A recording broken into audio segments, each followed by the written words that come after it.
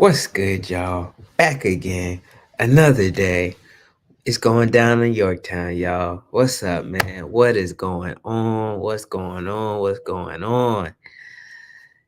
Happy Wednesday, man. I'm happy to see y'all. It's another day. We made it through. Thank goodness, man. Beautiful, beautiful, beautiful thing, man. As you can see, we're a little early tonight. Not too early, but slightly earlier than usual, man. Really working on my bedtime schedule. I'm trying to get my sleeping together, man. Get my rest right and all that good stuff. So, I'm just coming on a little earlier than usual, just trying to get it right. And we're gonna get a routine, man. I'm just working through it. So bear with me, guys. We're gonna get it together. We're gonna get it together. But little house cleaning. So my day was cool today. I didn't really do much of anything.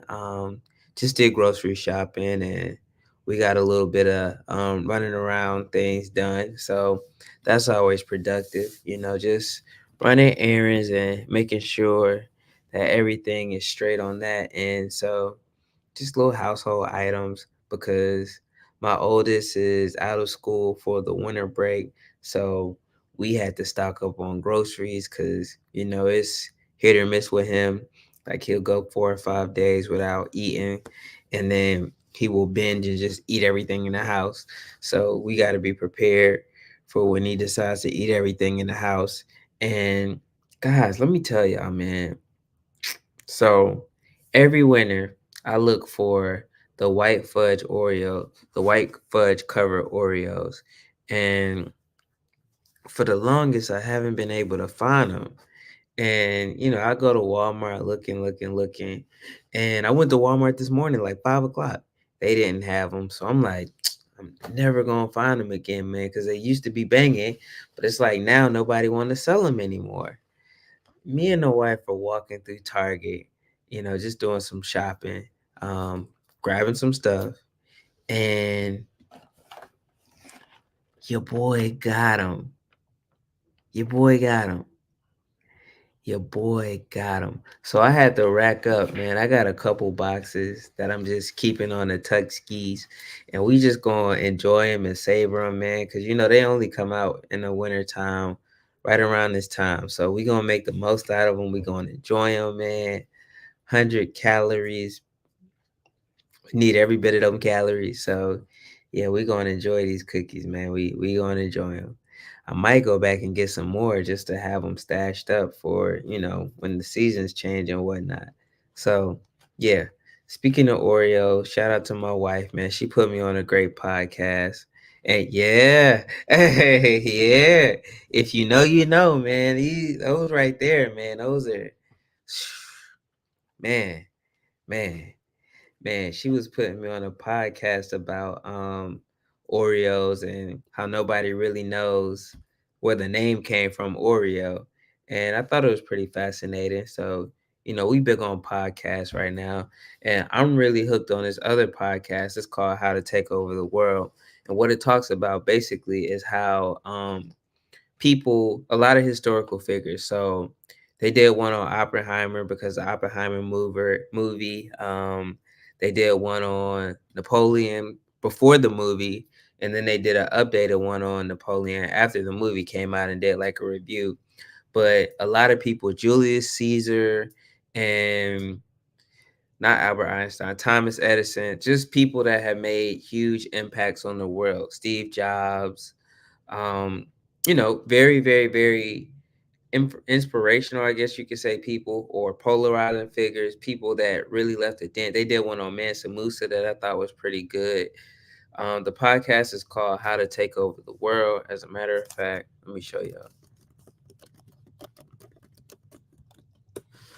So yeah, I've been hooked on this podcast, bro. It's called How to Take Over the World by a guy named Ben Wilson. Let me show y'all. Right here, man. I'm telling y'all, bro. Like this podcast is great.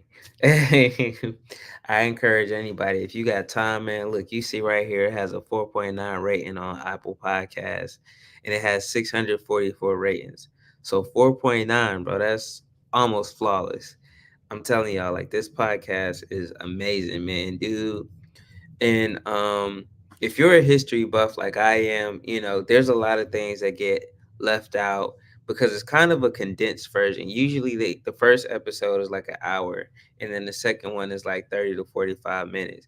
But if you're a history buff like I am, I'm telling you, man, like these are really good podcasts. And what I like about them is at the end of every episode, he breaks down like lessons and things you can learn from these historical figures on some yeah, man. Hey, I be telling people, speaking of pinky, I gotta do it. You know what I'm saying? We got the pink brim on today, the peach brim for the good old Atlanta Braves, man.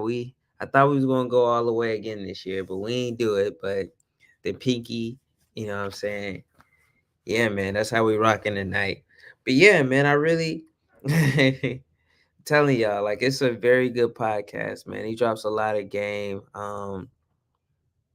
Yeah, man, it's crazy. It ain't really that many bad reviews at all. So I definitely encourage you to check it out.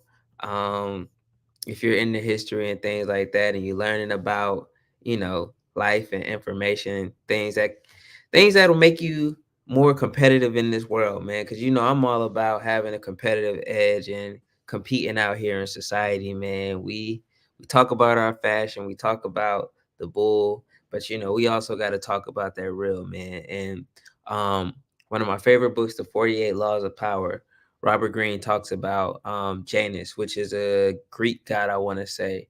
And Janus had two faces. He was always looking in the future to see what's coming, and he was always looking in the past to see what happened looking in the past to see what happened to figure out how he could adjust and maneuver. So really big on these types of podcasts. So I definitely encourage everybody to check it out. It's not a sponsor or anything like that. I'm not getting paid for that. It's just a really good podcast that I enjoy, y'all. So wanted to drop that. Yeah, man, this is definitely one of my favorite fitted pickups this year. I actually need to do a fitted pickup video, but only thing about that is I bought so many hats this year. I can't really keep up with ones that I bought this year. I had to look at my video from last year and then use that to kind of determine. I'll probably just do a top hats that I bought this year. I think that'll be pretty easy, man. We might have that video in the chamber coming up soon. But tonight, what I want to talk about. Oh, before we get there, man, let me show y'all this. In case y'all don't look at my what's the thing? My post. You know what I'm saying? Me and wifey, she had a dinner party last night, an office Christmas party, and sis did not come to play, y'all. She came to show off, man. So you see me looking all stoic and cool, trying to play it casual because she was showing out last night, man. So yeah, shout out to her. Christmas party was really lit, man. I enjoyed it. David Tepper was actually there, who is the billionaire owner of the Carolina Panthers, who it seems as though the community is upset with him because they feel like it's his fault we not winning. And he is the owner, but everybody's treading softly because they don't want him to pack up the team and go to Nashville, which I believe he's threatened to do before. So, everybody's kind of on edge, like, we mad, but we ain't that mad. So, yeah. But what I wanted to talk about tonight, I actually got a request. Somebody wanted me to talk about the BET situation and what's going on there. So, for those of you who don't know and who aren't in the loop, earlier this year, BET was up for sale, and you had a lot of celebrities, black celebrities, who were looking to purchase BET. I want to say it was Diddy. Obviously, he's not going to be making any big purchases like that right now. But initially, it was Diddy, Byron Allen, and Tyler Perry, I want to say. And when they got the offer, as far as how much Paramount wanted, BET decided, well, no, the people that wanted to purchase it, the group of Byron Allen, Puffy, and Tyler Perry, they decided that they wanted more for the company than it was worth. So they walked away from the table and said, y'all can keep it. And recently it came out. Now, all of this stuff has been coming in very fast lately. So once those three decided to walk away from the table, Paramount lowered the price and they were going to sell it to a management group. And it was just going to be some investors that were going to take it and run with it. And they were going to be selling it at a discount, far less than, what the initial offer they made to Tyler Perry and them. And so, everybody was kind of getting up in arms and everybody was upset. Like, yo, seems like they're trying to pull a fast one and they just don't want to sell it to black people. And, you know, that's kind of where it was left off. And, that was what I was going to talk about. But apparently, Byron Allen decided that he was going to come back and he said he'll meet that first offer, which was about 3.9. So today, at the time of this video, the way that it currently stands, Byron Allen offered 3.5 B's, not million, 3.5 billion. $3.5 billion to purchase BET. Let me show y'all right here. Byron Allen offers to buy BET from Paramount Global for 3.5 billion. So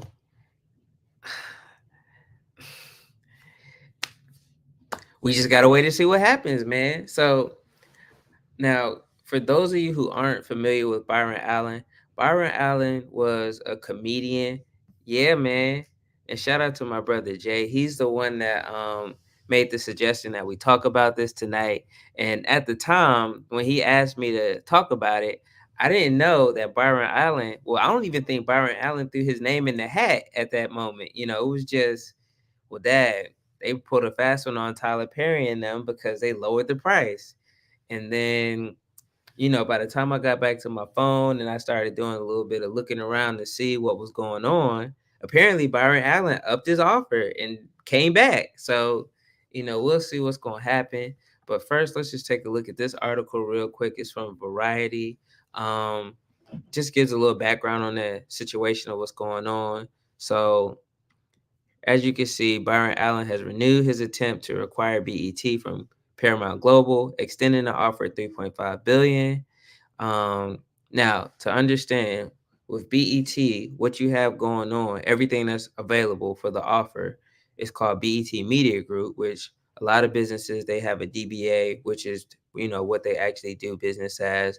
And then they have the actual entity, which represents the holdings of everything. So when you look at BET Media Group, you have BET, the cable channel, you have VH1, you have BET Studios, and BET Plus. So a lot of people thought that they would just be buying the channel BET, but you'd actually also be getting VH1, BET Studios, and BET Plus. Now, I'm not familiar with BET Studios, so let me do a quick check to see what that is. BET Studios LLC. Let's start there. So BET Studios is relatively new. This is 2021, apparently. It came out. What is BET Studios?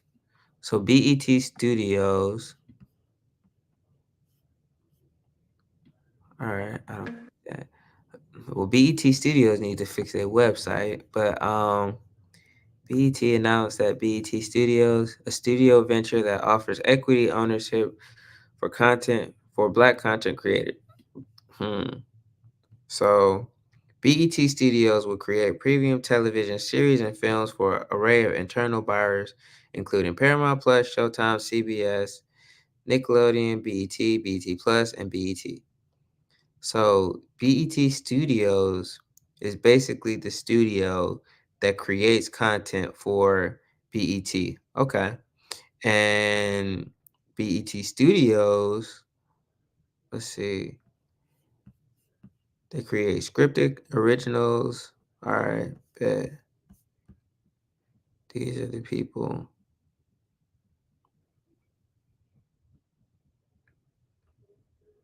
Nice. So basically, you get a whole package when you buy BET Media. So that's cool. Um, let's go back real quick. So that may have something to do with that initial valuation. So apparently, the first offer that they made was 2.7 billion this year, and BET walked away. Well, no, they walked away because the counter offer that they came back with was egregious in their mind. So they decided that it wasn't worth it. Um, and now, once they lowered the price, which would have been a price tag under 2 billion, Byron Allen said, "You know what? Let's not even play games. I'm just gonna hit y'all with the 3.5 billion. Let's get it done." And what I like about what Byron Allen did, I'm gonna show y'all because it's super gangster.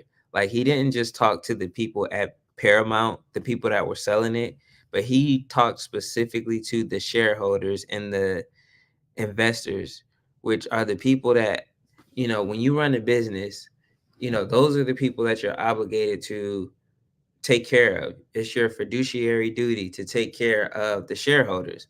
So, he's playing chess, and I'm gonna read it. This part right here explains everything. In the email to Paramount Brass, Allen wrote, "You are pursuing an inside sale at below market price with management that will not yield the highest price for the stockholders. We believe it would be an egregious breach of fiduciary duty." I just said that. By the Paramount Global Management Team and Board of Directors if BET is sold for anything less than the highest price, particularly in order to provide a sweetheart deal to an insider at the expense of public shareholders. So the thing about business is, once you get into investing, it's kind of like the all-star game of making money. The way it works is a lot of people usually make money in their respective field. And then when they get into the big leagues, that's when they start investing. And when you invest in something, you become a stockholder, which means you own stock in that company, which means, you receive the benefits if things work out, and if things don't work out, you share some of the risk depending on what type of stock you own. So what Byron Allen basically said is, if y'all don't take my offer and y'all take that offer, well, y'all sell it at a sweetheart deal just to keep it in house, then y'all aren't doing the best for y'all shareholders, which are the people that are investing to make a profit. The best thing for them to do would be to, sell it at the highest price. And it just so happens that I'm the highest bidder. So let's stop playing and let's get the deal done. And a lot of people don't understand the importance of BET getting back in the hands of Black people. And, that's kind of where I wanted to go and what I wanted to focus on, because representation and ownership is crucial. A lot of people look at Revolt and they think that Revolt is Black owned. But when you start peeling back the layers and you look into it, it's kind of sketchy. So it's a little different with Revolt because, as things have been turning and as things have been coming out, you look at the way that Puffy's been doing business, and what we've been finding out is that he hasn't actually been the owner in a lot of these companies. He's just been the face. And, I'm not going to bash him. I don't really care enough to go into that. If he's guilty, then it is what it is.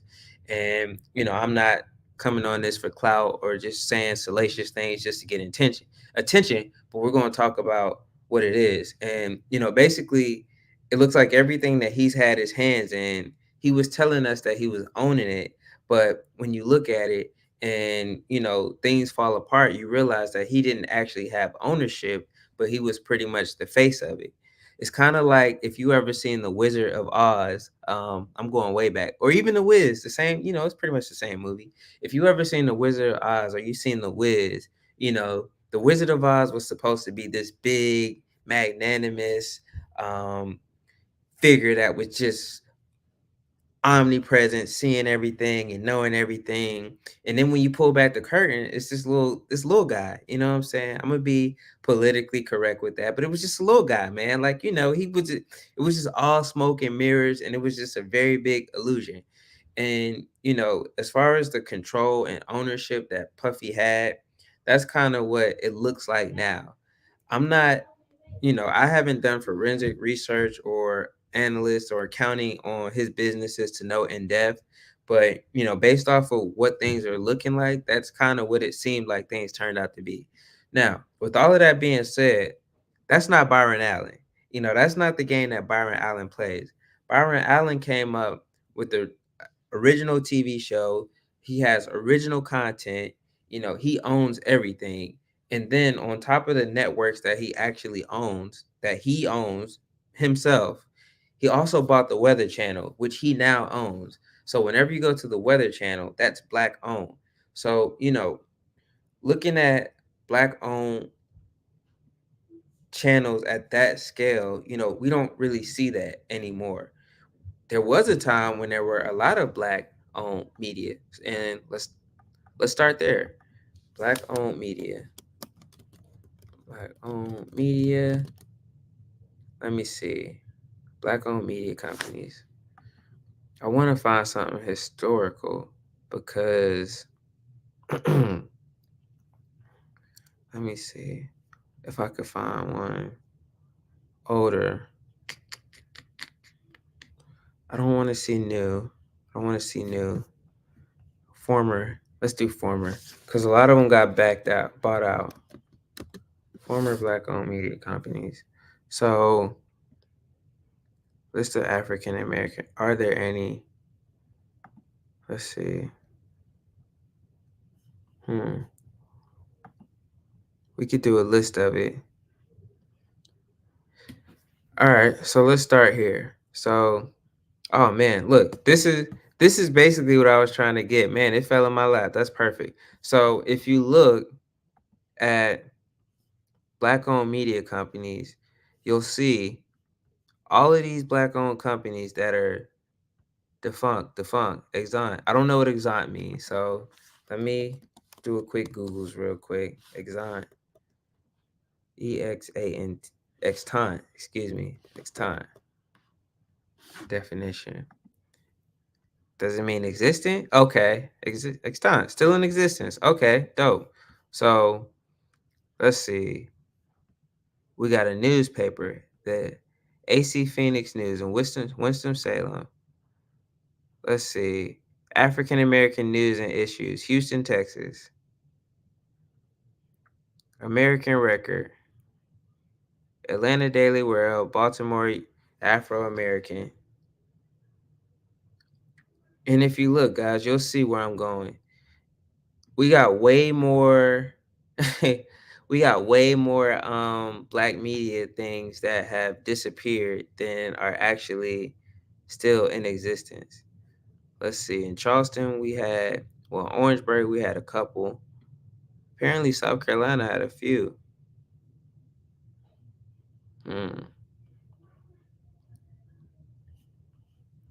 And I think we're gonna end up getting real deep tonight, y'all. I'm gonna try not to go too deep, but it looks like we're gonna end up going there, man.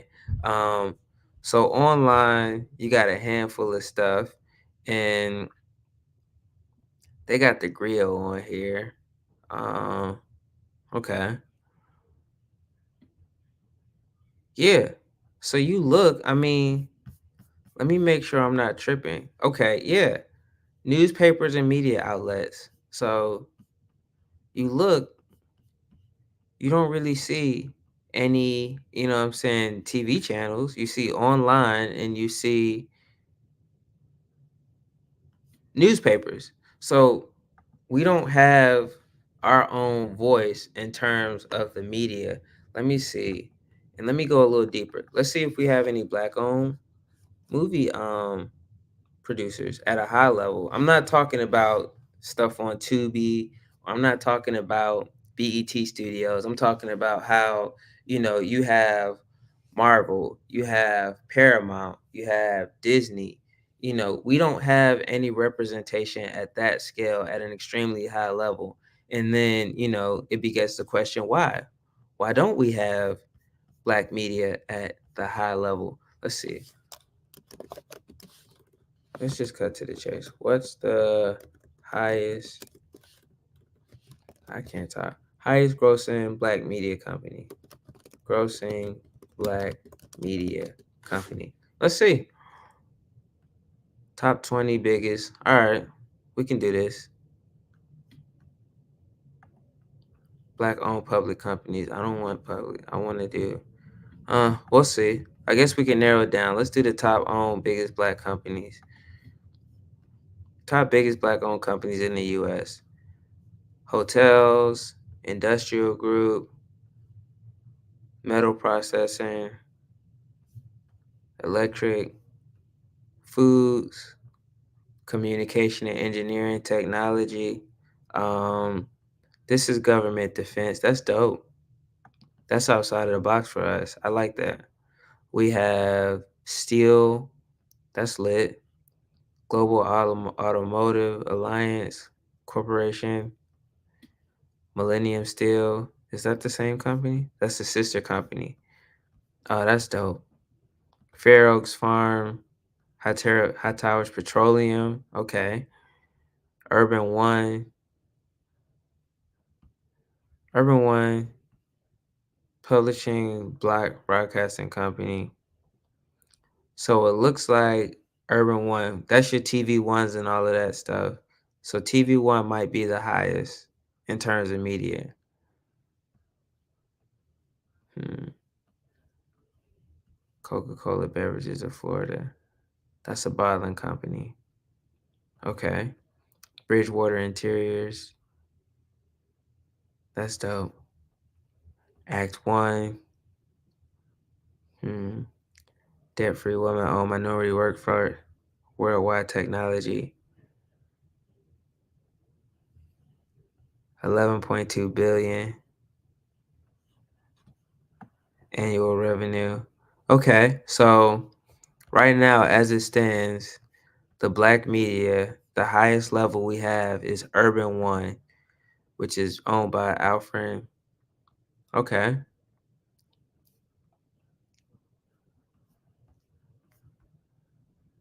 Terry Jones. Hmm. Y'all see what I see? Okay. mm, okay.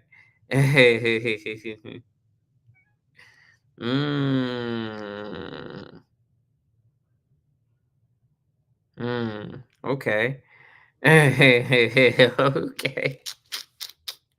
So yeah, the biggest company that we have apparently is Urban One, which is TV One and that television station. So us taking back BET would be huge. If nothing else, having ownership and representation for black people. I think that would be extremely dope. So shout out to Byron Allen on that move. It'll be very interesting. And understanding communications and how TV works is very fascinating. Um, I would definitely recommend another podcast to check out. It's actually Business Wars. There's a Business Wars on a guy named Sumner Redstone. I want to say, I think it was Sumner Redstone. I think it was Sumner Redstone.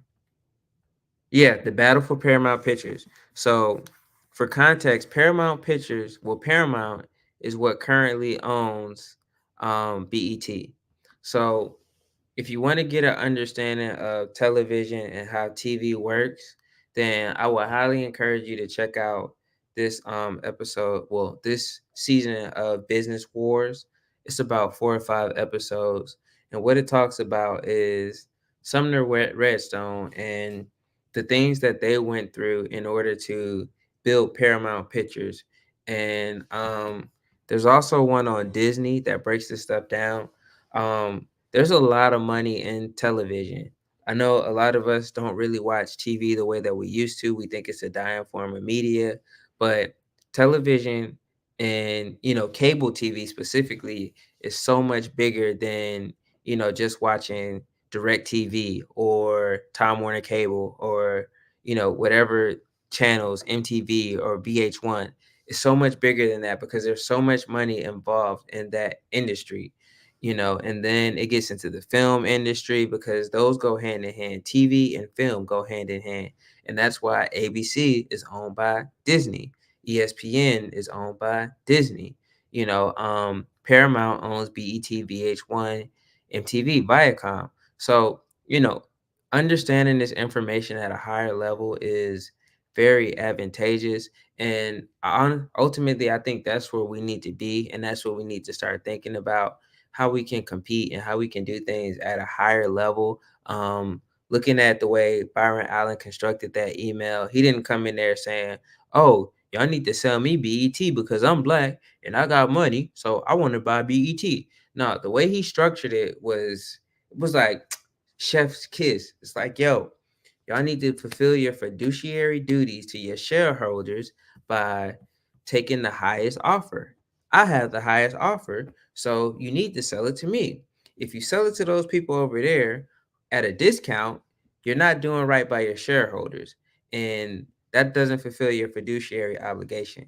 And that's the level we need to be playing at. It's over for the days of, oh man, you just need to sell it to us because we black and the representation, blah, blah, blah. I mean, yeah, that matters. And yeah, that's important. And yeah, that's what we need. But that can't be your argument. You got to come correct and you got to have your paperwork in order. You got to communicate effectively to get that point across. So I think the way that Byron Allen did that was amazing. And I can't wait to continue to watch this and see how it unfolds. And there's so many different layers and aspects of this situation. It is extremely interesting to watch. Also, if you're interested in communications and TV and things like that, then I highly encourage you to watch the show Succession. It just ended this year. And man, I think I'm about to honestly go back and restart it again because the series was just so good, man. There's so many life lessons you can learn and how to do business and how to deal with people by watching that show. And then it focuses on a media empire. So it's great, man. Um, I think that's all I have to say about that for now. There's going to be a lot to unpack watching how this situation unfolds because there's so much opportunity just to look at it and see what happens. It's really exciting, guys. Like that's a very dope situation. So it's going to be extremely interesting to see how it plays out. But I see we got 3 people in here, man. Y'all make sure y'all hit that like button. Um, what y'all got going on. I am extremely happy. I got my white fudge Oreos. I've been waiting on these for the longest. They even come in a different box, y'all. Like these right here are it, man. I'm telling you. Um, we still got the studying going on this side, man. Trying to get this OSHA certification. Again, I was telling y'all about this podcast, man. It has me mentally I'm in the zone, man. Like I feel like, I just we going for everything, man. And it's not like the New Year's resolution type energy or, we about to just it's next year is my year. I'm not talking about that. I'm talking about every year moving forward on everything, every time, what I'm saying? We going after it. I'm trying to stay away from them Oreos on the weight loss journey. Hey, kudos to you, man. You know, I'm actually on a weight gain journey and I'm trying to build up muscle mass and I'm trying to bulk up. Apparently, I haven't been eating enough for the longest time. I've been saying I wanted to gain weight and it crushed my soul when I downloaded a calorie counting app to figure out why I wasn't gaining weight. And apparently, the food that I eat was not giving me enough calories. So it was almost impossible for me to ever gain weight because I wasn't eating enough. Like, I showed my wife the calories that I was eating a day, and she was like, "Oh my God, you're in calorie deficit." I'm like, "Dang, okay, my bad." Like, I eat food, but apparently the food that I was eating just did not have enough calories. So I can definitely give myself, these and all kind of other little snacks and then I go to the gym and work out. I'm thinking about getting a trainer next year, man, because I really want to, take my fitness journey serious and I really want to gain that weight. And I feel like a trainer would be next level. But for me to do that, I either gotta get this YouTube thing popping off, or I gotta get another job. I don't know. We'll see. I'm really, really, really pushing, man. Like I was saying earlier, man. I just feel like a lot of this stuff, we definitely put mental blocks on ourselves and we hold ourselves back, and we can be our own worst enemies. And I'm about to go on a rant, y'all. I'm gonna tell y'all now. So disclaimer, but I was listening to the podcast, and it was talking about Julius Caesar. It was like, Julius Caesar, who is one of the most, I guess you could say, prolific people in the world that ever lived in world history. He didn't really pop off until he was like 44. You look at a lot of historical figures, man. You think that, they got it early, or you look at somebody like Mark Zuckerberg who got his billions early, or you look at somebody like Jeff Bezos. He was older. It's a lot of people. We get in this mindset where we feel like we have to do things. Like, for the longest time, I always felt like I'd be a millionaire by the time I was 30. And when I got 30, I I've seen millions before. I know what it feels like to, have a $1 million business or make $1 million in revenue. That's fact. But we put these limitations on ourselves, and we put these timelines on ourselves, and we say we have to have things done by a certain time, when a lot of people who done amazing things, they didn't pop off until much later in life. And that's not to say slack off or take things for granted or feel like you have all the time in the world, but it's to say, sometimes you got to give yourself grace and understand that, when it's your time, it's going to happen. And your time might not be right now. One of my favorite books, I think it was on my list the other day. It definitely was. It definitely was. It was Why Should White Guys Have All the Fun by Reginald F. Lewis. You know, he was talking about how before he got his first big deal, he had a lot of small deals that fell apart. And, ultimately at the end of the day, he had to attribute it to him just not being ready yet. It wasn't time. There were little pieces of information that he was missing. There was little nuggets of wisdom that he didn't know. There were mistakes that he had to make in order to get to where he was going. And when he finally got there, he knocked it out the park. He was the first Black guy to have $1 billion business. So, we put these limitations on ourselves, saying that we got to have it by X amount of time, or, this or that. And it's like, that's not always everybody's story, man. We all have our own journeys. We all have our own obstacles that we have to go through. We have to learn how to get out of our own ways. And, we control our lives, man. And it sounds simple and it sounds like it's common sense, but that's real, man. We have to make sure that we're protecting our best interests, and we have to go after our dreams relentlessly and not take no for an answer. Again, podcast. They were talking about Steve Jobs and how he was 12 years old and he called the CEO of a company and asked for a part so that he could put together a project that he was working on in school. And he sent it to him because he asked. Or, when he got his first job, he said he wasn't leaving the office until they gave him a job. And the secretary was like, should we call the police or should we let you talk to him? And the owner was like, well, if he's that bold, I need to have a conversation with him. And he got a job. We got to start being more resilient. We got to start being more serious. We got to start getting more focused. And when I say we, I'm talking to myself. But I know a lot of y'all feel what I'm saying. So when I say we, I'm talking to Yorktown, man. Y'all feel me? We got to get serious about going after what we want, and we also got to understand that it's going to take time, but we going to get there. We don't have to worry about comparing ourselves to other people. We just got to make sure that we're doing the best that we can do. And we actually literally have to be doing the best. I sat down this morning and I did a performance review on myself. I was looking at my last place of employment, actually my last few places of employment, just thinking, things that I did good, areas that I need to improve on. And, I didn't hold back on myself. I looked at anything that could be potentially misconstrued as, an area of weakness or something that I need to improve on. And I'm not doing that so I can be marketable for anybody else. I'm doing that so I can know personally what I need to work on and what I need to look at.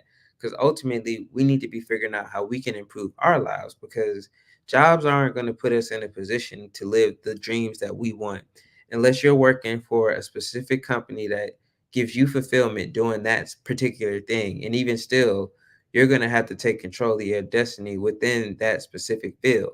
So, I was doing a performance appraisal on myself. Like, hey, I feel like here you did great things. And I judged myself the way I would want a manager to judge me. I'm looking like, hey, you know, on the X day, you showed up late because you didn't feel like getting out of bed because mentally you shut down, you got discouraged. You shouldn't give that option to anybody ever to judge you because you were late, because you shut down because of something that you were going through. Just literally going down a list, based on my memory, what I can remember, just figuring out, okay, on this day, this is what you did good, and this is why it was good. When you're in corporate America or when you're in the workforce, it's not the same as being in sports or being in entertainment where other people can judge you and give you feedback. You got to look at your own tape. And sometimes looking at your own tape is looking at projects that you did and figuring out what you could do to make that project better the next go around, or creating policies and procedures for yourself to make sure that you have a code that you don't break, so you can handle situations without having to maximize effort. You can just think back on times where you went left and you got hit upside the head. So when you encounter a similar situation, you say, this time I'm gonna go right because I know what happens when I go left.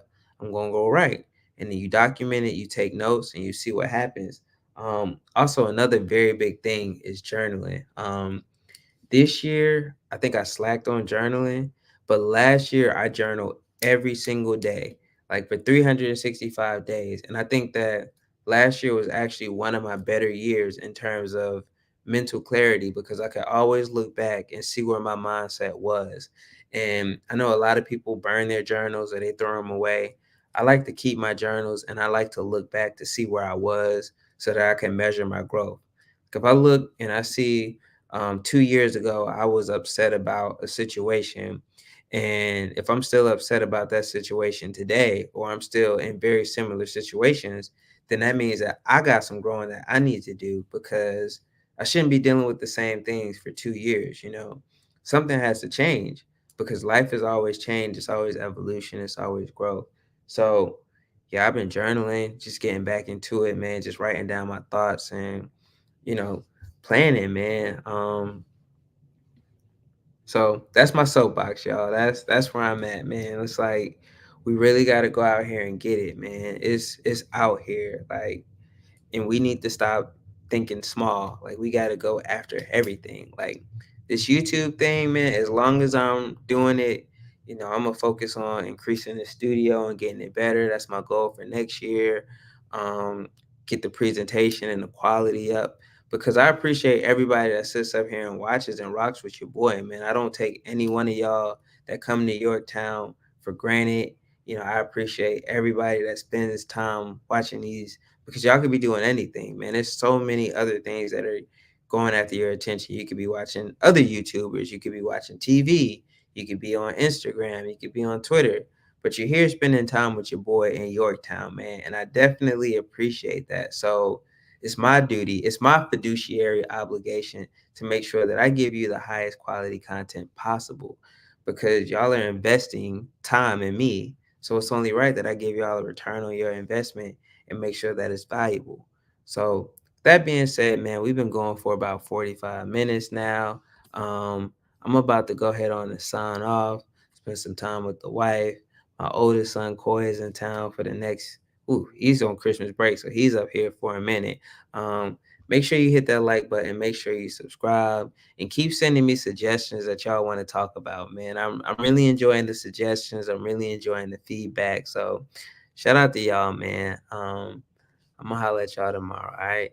We out.